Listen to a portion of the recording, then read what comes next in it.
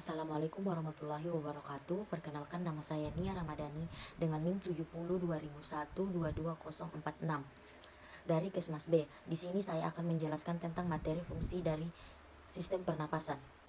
Fungsi utama dari sistem pernapasan adalah untuk menukar oksigen dan karbondioksida antara tubuh dan lingkungan. Proses pertukaran gas itu sendiri berlangsung di divisi pernapasan di dalam paru-paru. Sisa saluran pernapasan hidung, faring, laring, trakea, bronkus, dan bronkiolus. Pada dasarnya berfungsi sebagai saluran udara untuk mengalir masuk dan keluar dari paru-paru dan merupakan pembelaan konduksi. Rongga hidung dilapisi dengan selaput lendir bersilisia. Lendir lengket merangkap partikel yang dihirup, sementara detak silia mendorong lendir yang syarat puing ke tenggorokan untuk ditelan. Bakteri yang terhirup dihancurkan oleh lisosim di dalam lendir. Perlindungan tambahan terhadap patogen potensial disediakan oleh limfosit dan antibodi. Ada 3 lipatan jaringan yang timbul dari dinding rongga hidung, disebut nasal Chonshai atau turbinates. Struktur ini berfungsi untuk meningkatkan permukaan kontak dengan udara yang dihirup, memungkinkan ke hidung untuk dengan cepat menghangatkan, melembabkan, dan membersihkannya. Atap rongga hidung memiliki sel saraf penciuman di lapisannya dan bertanggung jawab atas indera penciuman. Dari hidung, udara yang dihirup berubah 90 derajat ke bawah saat mencapai faring. Belokan ini adalah jebakan lain untuk partikel debu besar yang karena kelembabnya menabrak dinding posterior tenggorokan dan menempel pada mukosa. Faring menampung beberapa amandel. Jaringan imunokompeten dari sistem kekebalan ini berada pada posisi yang baik untuk merespon patogen yang dihirup. Selain udara yang dihirup yang sedang menuju ke paru-paru, faring juga mengalirkan makanan dan minuman ke mulut, ke kerongkongan, karena aspirasi makanan atau minuman ke dalam paru-paru berpotensi mengancam nyawa. Terdapat mekanisme untuk mencegah hal ini terjadi. Pangkal tenggorokan adalah yang paling kritis dalam hal ini. Pembukaan laring dijaga oleh flap jaringan yang disebut epiglotis. Saat menelan, laring ditarik ke atas dan epiglotis terbalik, mengarahkan makanan dan minuman ke kerongkongan.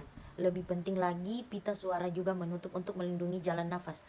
Dari laring, udara mengalir ke trakea, batang tenggorokan, yang kemudian terbagi menjadi 2 bronkus prima, memasuk ke 2 paru-paru di paru-paru.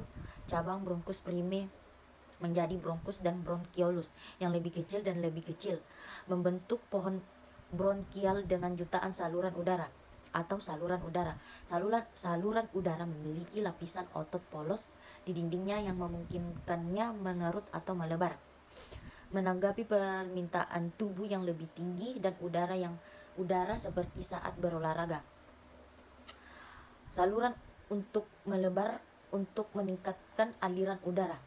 Di sisi lain, dengan adanya polutan di udara, saluran udara menyempit untuk minimalkan masuknya mereka ke paru-paru.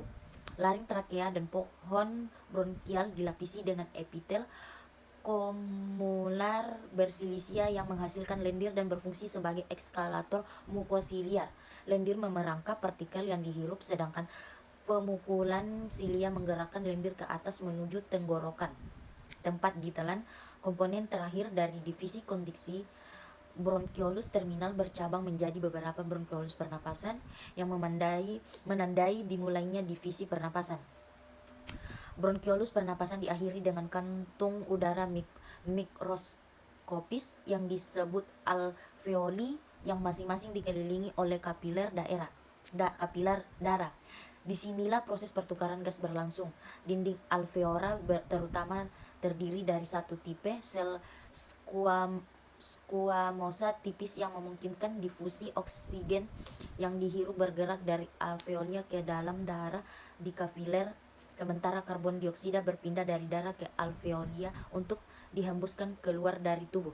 Ada juga sejumlah kecil sel kuboid tipe 2 yang mengeluarkan surfaktan yang fungsinya untuk menurunkan tegangan permukaan pada antarmuka udara cair dan mencegah alveolus runtuh pada akhir setiap pernapasan. Alveoli juga menampung sejumlah besar mangrove siap menelan semua partikel yang terhirup yang berhasil melewati penghalang sebelumnya ke paru-paru. Mangrove yang syarat dengan puing kemudian naik eskalator mukasi liar ke tenggorokan untuk ditelan dan dirancang. Sekian dan terima kasih. Wassalamualaikum warahmatullahi wabarakatuh.